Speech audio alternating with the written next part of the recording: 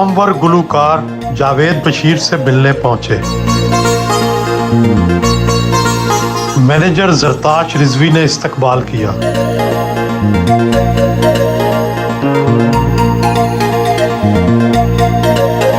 खुद दरवाजे पर आकर मिले।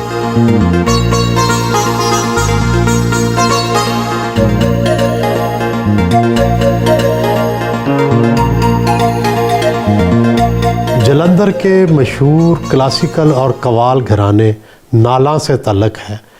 आपके दादा और नाना दोनों कवाल थे, गायक थे। ये बताएं कि उस्ताद गज्जू और उस्ताद फज्जू में क्या ख़ास बात थी जो आपके वालिद बशीर अहमद ख़ान में भी आई और आप में भी है? बहुत अच्छा सवाल किया आपने। ये पहले तो मैं ये बताता चलूँ कि ये जलंधर के साथ एक मैं गया हूँ 2-3 दफ़ा। 22 किलोमीटर पे है एक गांव जिसका नाम नाला है। उसमें मेरे जो दादा थे फ़ज़ल मोहम्मद फज्जू ख़ान, ही वॉज़ कवाल, और उनके छोटे भाई थे गज़नफ़र अली गज्जू ख़ान, वो क्लासिकल गायक थे। और मुझे जो विरासत में चीज़ मिली है वो मैं जो लेके चल रहा हूँ, अल्हम्दुलिल्लाह परवरदिगार का ख़ास करम है कि मैं क्लासिकल और कवाली को एक साथ इकट्ठे रखा हुआ है।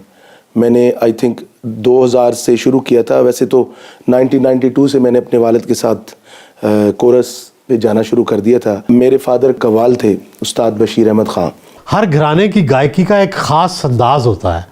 आपके घराने की गायकी का ख़ास अंदाज़ क्या है? क्लासिकल गायकी में आपको पता है कि ख़ास तौर पे एक बंदिश है। जिस तरह राग की बंदिश है, राग के वक्त की बंदिश है, बहलावे हैं, या मिसाल के तौर पे जिस तरह उसको गाया जाता है वो एक डिफरेंट चीज़ है।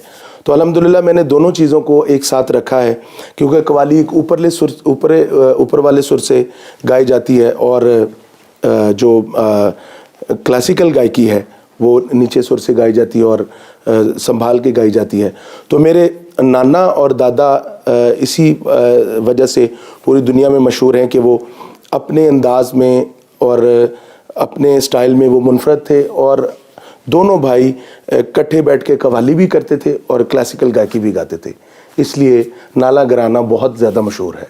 आपने अपनी तालीम का आगाज़ और अपनी कैरियर का आगाज़ तबले से किया। तबले में खासी क्या ख़ास बात है कि तबला बजाते बजाते गुलकार बन गए? ये तो बड़ी कमाल की बात है। आप पहले ही हमारे तो सीनियर हैं, आप, मैं आपकी बहुत रिस्पेक्ट करता हूँ।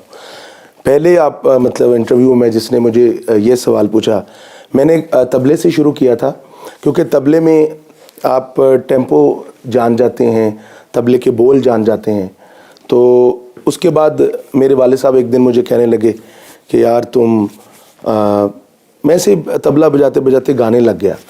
कहते यार तुम गाओगे ना, तुम, मेरी दुआ तुम्हारे लिए, तुम बहुत बड़े गायक बनोगे। तो बात याद रखना कि अगर ऐसा ना हुआ तो, अगर मैं ज़िंदा हुआ तो मैं देखूंगा, नहीं तो फिर मेरी कब्र पे आके एतराज़ करना, तुम इतने मशहूर हो गए, इतने तुम अच्छे हो जाओगे। तो तबला मैंने शुरू किया और उसके बाद फिर मैंने अपने वाले साहब की हुक्म पर गायकी शुरू की, यानी कवाली और क्लासिकल गायकी शुरू की। उस्ताद मेहदी हसन और उस्ताद फ़तेह अली ख़ान ने भी तबले से शुरू किया था। तबले से क्या कोई ख़ास लय सुर की समझ आ जाती है? जब आप तबला बजाते हैं तो तबला बजा के आपको ये पता चल जाता है कि टेम्पो कहाँ है, क्योंकि टेम्पो और सुर दो डिफरेंट वेज हैं लेकिन एक साथ जुड़े हुए हैं। जिस तरह सुर टेम्पो से जुड़ा हुआ है, टेम्पो सुर से जुड़ी हुई है। तो आप बहुत ज़्यादा एक्सपर्ट हो जाते हैं अगर आप तबला बजाते हैं तो उसके बाद गाते हैं। बेलय ज़्यादा बुरा है या बेसुरा ज़्यादा बुरा है? ये सोहेल भाई, दोनों चीज़ें बहुत बुरी हैं। ये एक दूसरे से कह लें कि जकड़ी हुई चीज़ें हैं। अगर आप सुर में भी गाते हैं और लय में भी गाते हैं तो इसका मतलब है कि आप गायक हैं। अगर आप क्या कहते हैं कि बेसुरा मंजूर है, बेताला मंजूर नहीं। लेकिन मैं कहता हूँ कि अगर आप सुर से बाहर हैं और लय में गाते हैं फिर उससे भी बहुत बुरी बात है। ये दोनों चीज़ें होनी चाहिए, लाजिम होनी चाहिए, फिर ही आप गायक बन सकते हैं।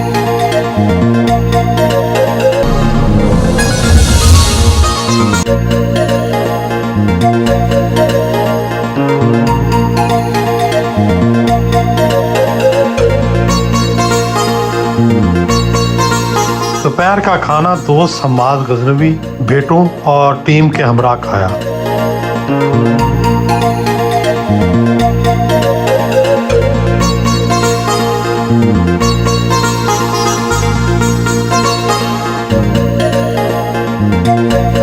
आप बताएं, आपके वालिद साहब की सबसे अच्छी बात क्या है? सबसे अच्छी बात उनकी ये है कि प्यार करते हैं, और जब कोई गलती हो जाती है तो फिर डांट भी पड़ती है। अच्छा, किन किन गलतियों पर डांट पड़ती है? यही कि फजूल लोगों के साथ ना फिरो, अपने काम से काम रखो, रियाज मेहनत करो, एक बड़ा आर्टिस्ट बनो, अपना नाम बनाओ। तो ये जब नहीं कहना मानते तो फिर डांट भी पड़ती है। रियाज करवाते हैं खुद आपको? रियाज भी करवाते हैं। यही राग के बारे में कुछ मालूमात जो लेते हैं हम इनसे, राग के बारे में कुछ गाने की लाइन्स, जैसे कोई सीधी नहीं हो रही लाइन्स, बाबा से कहा बाबा जी ज़रा सीधी करवा लें, तो इन्होंने करवा दी है सीधी। गलती, कोई खामी, कोई खामी, गुस्सा आता हो, कोई गुस्सा ज़्यादा आता है इनको। अच्छा, मुझे हाँ, अच्छा, गुस्सा आता है तो फिर गुस्से में क्या करते हैं? बस मारते भी हैं। क्या बात है। अच्छा वो यार वो मुझे तिहाई भी सुना जो से। अरे वाह वाह वाह। 20-22 साल कबल की बात होगी है। और हमारे एक दोस्त हैं वसीम अज़हर साहब, फ़हीम अज़हर मशहूर सिंगर हैं, म्यूज़िकोलॉजिस्ट हैं, उनके भाई। उनका मुझे फ़ोन आया कि एक लड़का है जो तबला बजाता है और गायकी में भी ज़रा आना चाह रहा है, तो मैं उसे आपके पास भिजवा दूँ, आप देख लें अगर कुछ। तो मैंने कहा भेज दीजिए। तो 2-3 दिन के बाद ये मेरे पास तशरीफ़ ले आए, पहली मुलाकात। तो मैंने इनसे कहा कि आप गाना मुझे कुछ सुनाइए। इन्होंने जब गाना सुनाया मुझे, तो इनकी आवाज़ में इनफरादियत, लेकिन वो एक बहुत पुरहौल किस्म का तासुर था, ऐसी आवाज़। तो मैं मुतासिर हुआ, यानी मैंने पहली ही नज़र में तुझे पहचान लिया, एक मुद्दत ना हुए लोग शनासा तुझसे। तो मैंने कहा आप अपनी रिकॉर्ड करके ला सकते हैं ये गाना? तो इन्होंने 2-3 दिन में, मेरा ख़्याल है कि इनके चेहरे पे जो तासुर गुजरा था मुझे आज तक याद है, कि इनको लगा कि ये रिकॉर्ड करवाना, पैसे वगैरह ये क्या होगा, लेकिन थोड़े से पैसे होंगे 2-4 हज़ार, लेकिन वो भी इनको ज़रा गुजर रहे थे गिरा। लेकिन ये रिकॉर्ड कर किसी तरह वो ले आए मेरे पास। मैंने सुना और मैंने कहा ये बिल्कुल वही है जो मैंने सोचा था। और 2-3 दिन के बाद हमारा एक शो हो रहा था यूसुफ अली की हवेली में, हम शो कर रहे थे, पीटीवी प्राइम में हम काम करते थे उन दिनों में। तो हमने वो शो में इनको कहा भी आप भी गाएंगे। तो वो इनकी लीग जो थी उस दिन एक बदल गई, यानी इन्होंने राहत भी गा रहे थे, ये भी गा रहे थे, सबका आगाज़ था वैसे, लेकिन राहत गा रहे थे, अली ज़फ़र, ये सब लोग गा रहे थे। तो उसमें जावेद बशीर साहब ने भी अपनी गायकी के जौहर दिखाए, and the rest is history. Qawwali करना ज़्यादा मुश्किल है या क्लासिकी गाना? ये दोनों ही अपनी अपनी जगह पे बहुत मुश्किल चीज़ें हैं, लेकिन आमतौर पर क्लासी मौसीकार कव्वाली को ज़रा अपने से कमतर दर्जा समझते हैं। ये सही कहा आपने। इसमें क्लासिकल गायकी में क्योंकि एक राग को बढ़ाना है, एक बंदिश, जो जिस बंदिश में आप हैं उसी बंदिश में आपने खेलना है। फिर उसमें शायरी की भी ममानियत होती है, एक अस्थाई होती है जिस तरह कोई भी अस्थाई है, और उसमें एक अंतरा भी होता है, और फिर ठेके पे आपने लयकारी करनी होती है। मैं समझता हूँ कव्वाली भी बहुत मुश्किल सिनफ है, क्योंकि कौल मतलब अगर किसी वली का लिखा हुआ कोई मतलब मनकबत है या कौल है, उसको कंपोज करना, उसको फिर टेम्पो में लाना, फिर उस पर गिरा बांधनी, उसमें गिरा बांधने में जो डिफ़िकल्टीज़ हैं, मैं समझता हूँ वो भी फिर काफ़ी मुश्किल मतलब मरहले में चली जाती है। आपका पसंदीदा राग कौन सा है, और वो ज़रा गा कर भी सुनाएं। पसंदीदा राग तो मेरे काफ़ी हैं, लेकिन थोड़ा सा मैं आपको सुना देता हूँ। कई दफ़ा मैं सरस्वती गाता हूँ, ये मुझे पसंद है। भारतीय मौसीकार और गुलकार AR रहमान के साथ भी काम करने का मौका मिला, ये तजर्बा कैसा रहा? मैं समझता हूँ कि वहाँ जो म्यूज़िक के साथ एक ईमानदारी है, वो मुझे नहीं लगता कि पूरी दुनिया में ऐसे लोग ईमानदार हैं जिस तरह वो म्यूज़िक के साथ करते हैं। अगर कोई टैलेंटेड लोग हों या म्यूज़िक को जानते हो तो वो बहुत रिस्पेक्ट करते हैं। तो मैं इसी तरह किसी होटल में बैठा हुआ था, तो मुझे एक फ़ोन आया लंदन से कि वो कह रहे थे कि भाई मैंने ए आर रहमान से बात करनी है। तो मैंने कहा जी मैं तो ए आर रहमान नहीं हूँ, मैं तो जावेद बशीर हूँ। कहने लगे नहीं नहीं मुझे ए आर रहमान से बात करवाएं। मैंने कहा जी जब मैं जावेद बशीर हूँ। कहते फिर मैं ए आर रहमान हूँ। तो इस तरह उन्होंने मुझे फ़ोन किया था। उन्हें आपकी क्या चीज़ पसंद आई जो उन्होंने आपको सिलेक्ट किया? उस वक्त एक मेरा गाना रिलीज़ हुआ था जो मैंने खान साहब का कवर किया था सॉन्ग, नहीं तेरे जिया होर दिसदा। वो उस वक्त लंदन में सुपर हिट हुआ था, बल्कि पूरी दुनिया में। तो उस वक्त उन्होंने उधर थे, कोई मूवी बनाने के लिए गए थे, तो उन्होंने टेलीविज़न पे मेरा गाना सुना था। और मैं उस वक्त एक बैसाखी ब्लास्ट कर रहा था, मैं सुखविंदर और मलकीत बॉम्बे में। तो उनको पता चला कि मैं बॉम्बे में हूँ, तो उन्होंने फिर मुझे कॉल करके रात को 2 बजे वो लैंड किया था और सुबह 4 बजे हमने वर्ली स्टूडियो में रिकॉर्डिंग की थी उनके साथ। किस चीज़ की?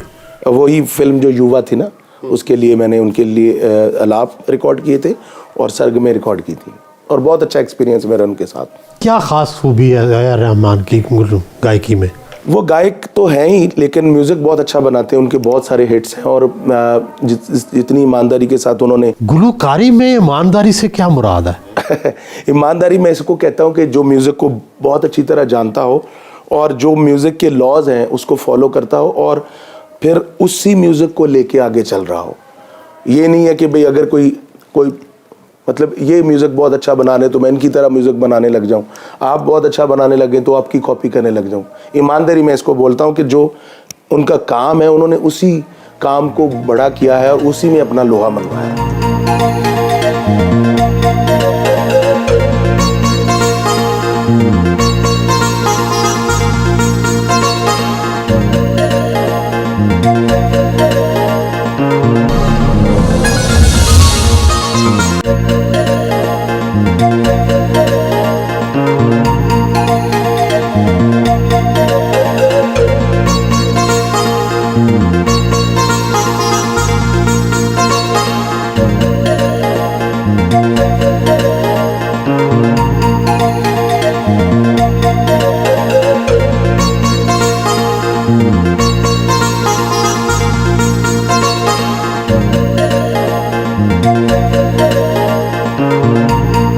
उस्ताद गुलाम अली खान से मिलने डिफेंस में उनके घर आए।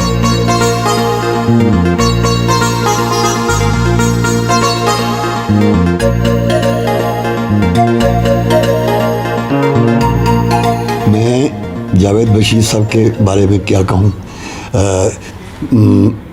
यही कह सकता हूँ कि मैं जब जैसे सुर को प्यार करता हूँ ना, तो उसी तरह ये भी सुर को प्यार करते हैं। और मेरा ख़्याल है कि आजकल के दौर में इस तरह के लोग, मेहनती और कोशिश करने वाले लोग कम हैं। वो नुमाइश ज़्यादा है और सुर भी कम है और या शार्प है, पता नहीं क्या है। तो बहरहाल जावेद बशीर साहब माशाल्लाह सुर को मजबूती से पकड़ते हैं और सुर को इस्तेमाल बहुत अच्छी तरीके से करते हैं।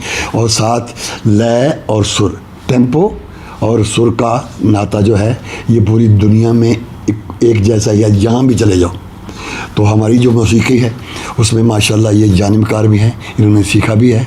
और बहुत बड़े उस्ताद मेरे, इनके उस्ताद जो वो भी मेरे बड़े प्यारे भाई अपना उस्ताद मुबारक अली खान, वो और मैं हम बचपन में इकट्ठे प्रोग्राम करते रहे। उनका भी प्रोग्राम होता था, हमारा भी। तो हम वो शाम की पैनल में इकट्ठे, उन्होंने काफ़ी गानी, मैं भी काफ़ी गानी, तो शारात को गज़ल या जो भी है। बहरहाल वो भी बड़े बहुत प्यारे सुरीले लोग। तो बशीर साहब जो हैं इनमें उनकी झलक नज़र आती है, उनकी क्या सुर की झलक नज़र आती है और काम, अच्छे काम की। तो मैं यही कह सकूँगा, ज़्यादा बोलना मुनासिब नहीं होता, एक ही बात सब काफ़ी होती है। मैं बहुत खुशनसीब हूँ और अल्लाह का बड़ा एहसान है कि इतने महान और उस्ताद, दुनिया के उस्ताद गुलाम अली खां, मैं आज उनके घर मौजूद हूँ। मैं समझता हूँ मैं बड़ा खुशनसीब हूँ, ऐसे लोग जिन्होंने सुर लगा के पूरी दुनिया को कायल किया। और मैं ज़्यादा बोलना भी नहीं चाहता, कोई छोटी बात ना निकल जाए मुँह से। तो आप इनके लिए सारी बड़ी चीज़ें, बड़ी बातें इनकी और इनके अंदाज़ की पूरी दुनिया ने इनको माना। और क्या इन्होंने यानी गला और बाजा बजा के, मतलब बाजे में गायकी और अल्लाह ताला इनको सलामत रखे, अल्लाह ताला इनको खुश रखे, अल्लाह ताला इनको लंबी ज़िंदगी दे और तंदुरुस्ती वाली ज़िंदगी दे। इन्होंने हमारे मुल्क का, हमारी रूह का और हमारे मतलब म्यूज़िक को ऐसा ज़िंदा किया, ऐसा बड़ा किया कि इनकी मिसाल कोई है ही नहीं। बस मैं यही बात कहना चाहता हूँ। Thank you.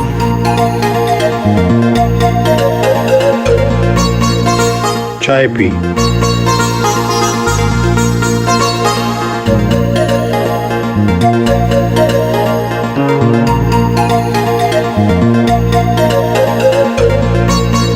जावेद साहब के मैनेजर होने के हवाले से एक तो मैं अपने आप को बड़ा खुशकिस्मत समझता हूँ। बहुत बड़े आर्टिस्ट हैं, बहुत सच्चे इंसान हैं, बहुत मेहनती हैं और उनसे सीखने का मुझे बहुत मौका मिला, ना सिर्फ म्यूज़िक के हवाले से बल्कि ज़िंदगी के कई ऐसे एस्पेक्ट्स हैं जो मैं उनसे सीखता हूँ। और रही बात मसरूफ़ियत की, तो हम हर वक्त ऑब्वियसली मसरूफ़ होते हैं इनकी, चूँकि ये पाकिस्तान के उन मायानाज आर्टिस्टों में शामिल हैं कि जिन्होंने ना सिर्फ पाकिस्तान में बल्कि पूरी दुनिया में अपना नाम बनाया। स्पेशली हमसाया मुल्क से और अमेरिका से, इंग्लैंड से, मिडल ईस्ट से बहुत लोगों के फ़ोन आते हैं और उनकी कोशिश होती है कि वो इनसे म्यूज़िक सीखें, इनसे जो क्लास लें, और हर वक्त फ़ोन मेरा जो है वो बिज़ी रहता है रात दिन। अभी दुबई एक्सपो भी हम लोग परफॉर्म करके आए हैं जिसमें बहुत अच्छा हमारा जो लोगों का फीडबैक रहा।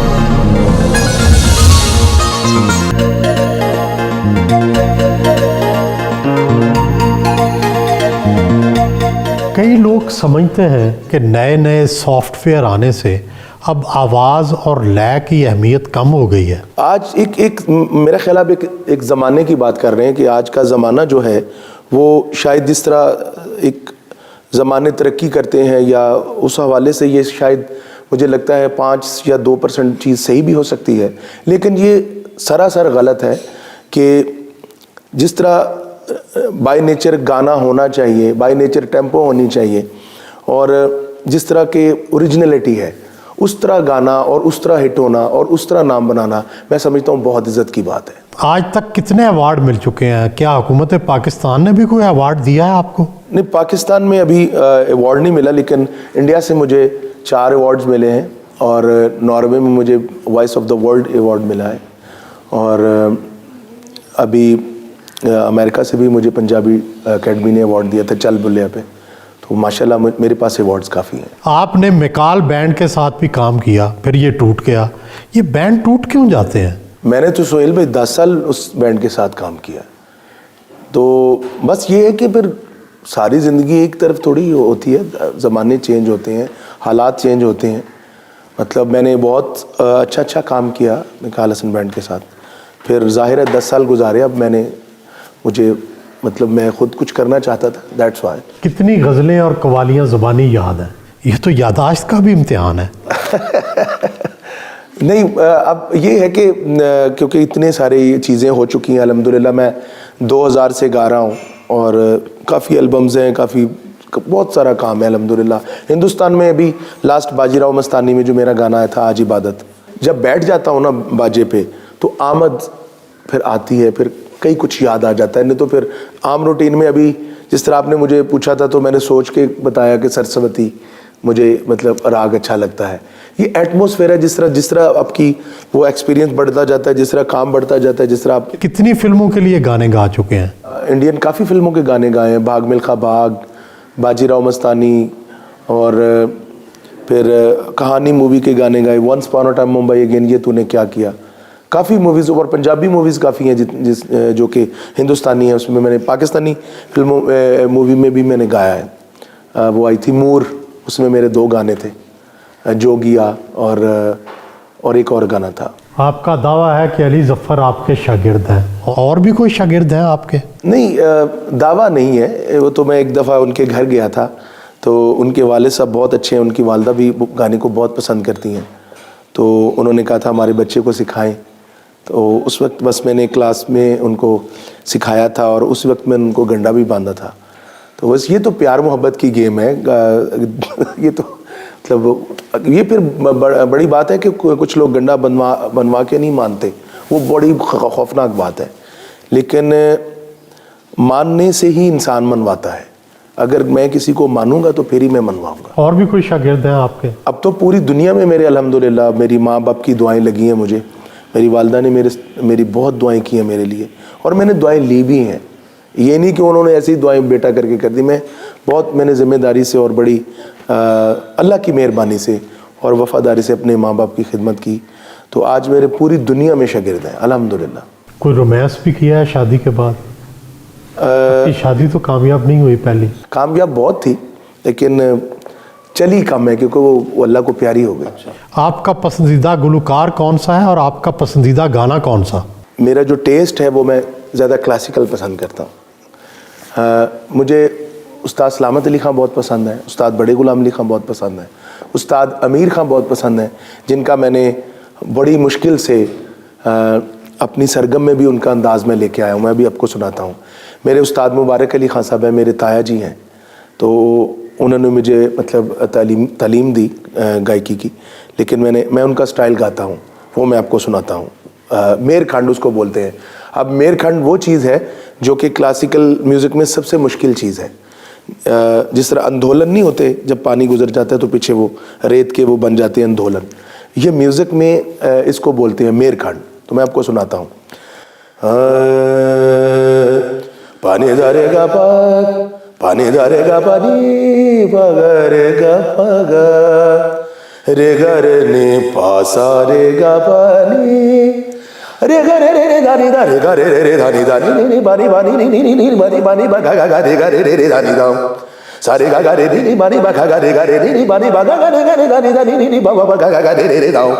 ये इतनी मुश्किल चीज़ है सोहेल भाई कि एक दम इसको चलाना, ये एक ऊपर वाले की इजाज़त हो, उसका गिफ्ट हो, तो फिर ही बंदा कर सकता है।